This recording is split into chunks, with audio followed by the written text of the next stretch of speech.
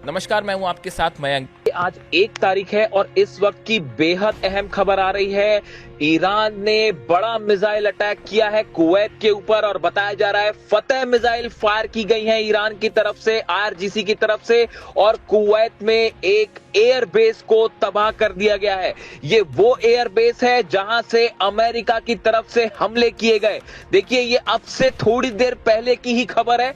आज सुबह के वीडियो में मैंने आपको बताया था कि किस तरह से अमेरिका के कई ड्रोन्स गिरा दिए हैं ईरान ने। उसके बाद अमेरिका की तरफ से ईरान के 3 द्वीपों पर हमले किए गए।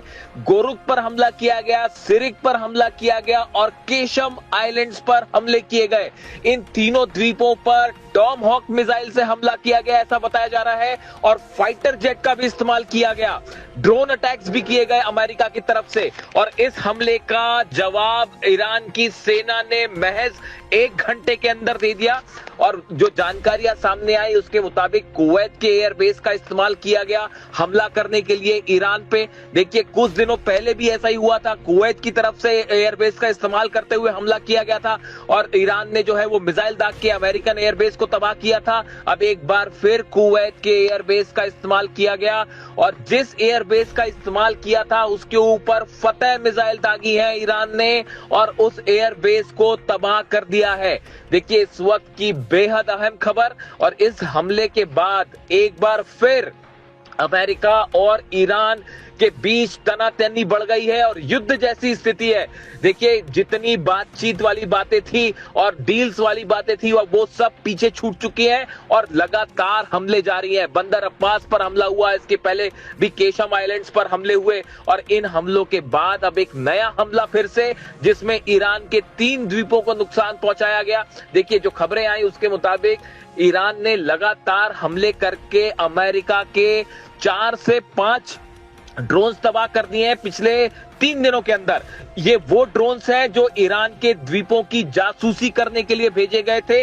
मैंने आपको देखिए अब से चंद घंटों पहले ही जो सुबह वीडियो डाला आज उसमें बताया था कि ईरान के जितने आइलैंड्स हैं उनकी जासूसी की जा रही है और ऐसा तब होता है जब किसी तरह का ग्राउंड ऑपरेशन या किसी हमले की तैयारी होती है। देखिए, अमेरिका बार बार ईरान के उन मिसाइल लोकेशंस को पता करना चाहता है जहां से मिसाइल लॉन्चर्स हैं, मिसाइल्स फायर की जाती हैं, जो ड्रोन स्टेशंस हैं उनका पता करना चाहता है। इसीलिए ये ड्रोन्स भेजे जा रहे हैं जासूसी करने वाले। और आप देखिए, ये जासूसी ड्रोन्स जाते हैं, उसके बाद हमले हो जाते हैं। बिल्कुल ऐसा ही हमला बंदर अब्बास में हुआ। इसके पहले हमला केशम आइलैंड पर भी इसी तरह के हमले किए गए थे, तेहरान में भी हमले किए गए थे। अब एक बार फिर जो है ईरान के 3 द्वीपों को नुकसान पहुंचाया गया। लेकिन सैटेलाइट्स की इमेजेस, मैं बार बार आपको ये बात कह रहा हूं, चीन के सैटेलाइट, रूस के सैटेलाइट से बार बार ये बात साफ हो जाती है कि हमले कहां से किए गए।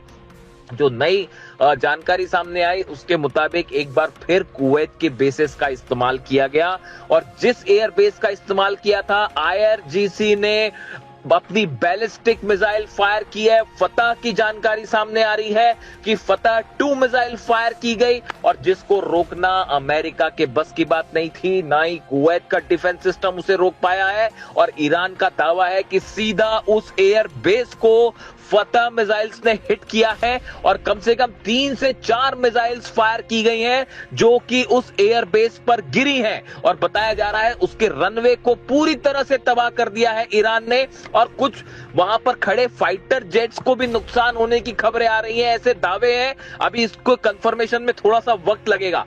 लेकिन देखिए, ईरान, मैंने आपको सुबह ही इस बात को बताया था कि ईरान की सेना के हाथ में कंट्रोल होना इसीलिए जरूरी है क्योंकि लगातार अमेरिका की तरफ से, इजराइल की तरफ से बातचीत के नाम पर धोखा हो रहा है।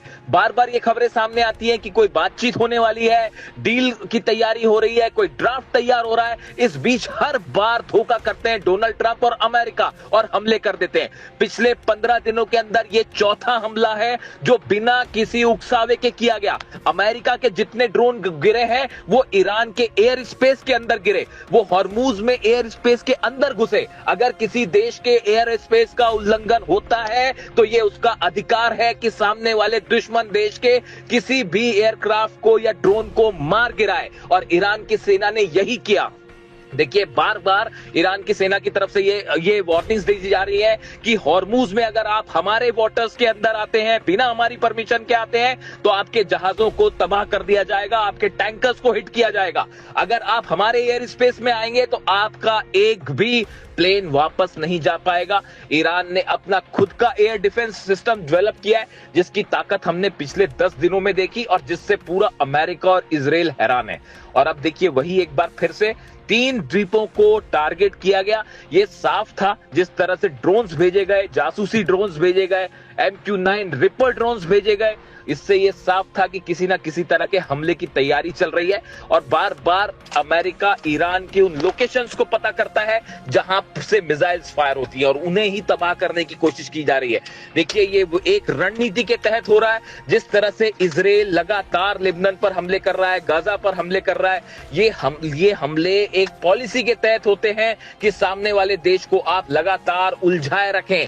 बिल्कुल ऐसा ही काम अब अमेरिका की सेना भी कर रही है। देखिए डोनाल्ड ट्रंप हॉर्मूज में कुछ नहीं कर पा रहे, अपने जहाजों को नहीं निकाल पा रहे हैं, हॉर्मूज को खुलवा नहीं पा रहे। ऐसे हालात में लगातार ये साबित करने की कोशिश हो रही है कि अमेरिका अभी भी पावरफुल है और ईरान के ऊपर लगातार हम हमले कर रहे हैं, ये दिखाने की कोशिश हो रही है। जबकि हकीकत ये है कि आप नोट करिए, पिछले 15 दिनों के अंदर चौथी बार ऐसा हुआ कि जब हमला हुआ और चंद घंटों के अंदर ही, बल्कि चंद मिनटों के अंदर ईरान की सेना ने पलटवार कर दिया और जबरदस्त पलटवार किया गया।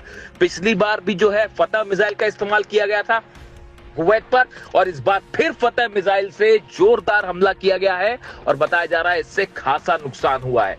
देखिए अब हालात ये हैं कि इन नए हमलों के बाद एक बार फिर उस ड्राफ्ट की जो चर्चा हो रही थी, तमाम कंडीशंस की चर्चा हो रही थी, डोनाल्ड ट्रंप का बयान आया पिछला कि न्यूक्लियर डील को लेकर विस्तार से एक बड़े ड्राफ्ट पर प्लानिंग हो रही है, ये सब के सब दावे अब जो है फिर से दरकिनार हो गए हैं। और हकीकत यह है ईरान की तरफ से संदेश बिल्कुल साफ है कि किसी भी तरह से बातचीत के नाम पर कोई धोखा अब नहीं चलेगा। अगर किसी भी तरह का हमला होता है तो जहां से हमला होगा उस बेस को तबाह कर दिया जाएगा। और यही फिर से एक बार देखने को मिला है। अब हालात ये हैं कि पूरे 12 देशों के जितने एयर बेसेस हैं, जितने वाटर स्टेशन है, पानी के ठिकाने हैं, वो सब के सब ईरान के निशाने पे हैं। अब ये डोनाल्ड ट्रंप को तय करना है कि वो जंग करना चाहते हैं या मामले को शांति से खत्म कर देना चाहते हैं। देखिए तमाम दुनिया के एक्सपर्ट्स ये कह रहे हैं कि डोनाल्ड ट्रंप के पास अब कोई चारा नहीं बचा है। ईरान की सेना भयंकर गुस्से में। कल देखिए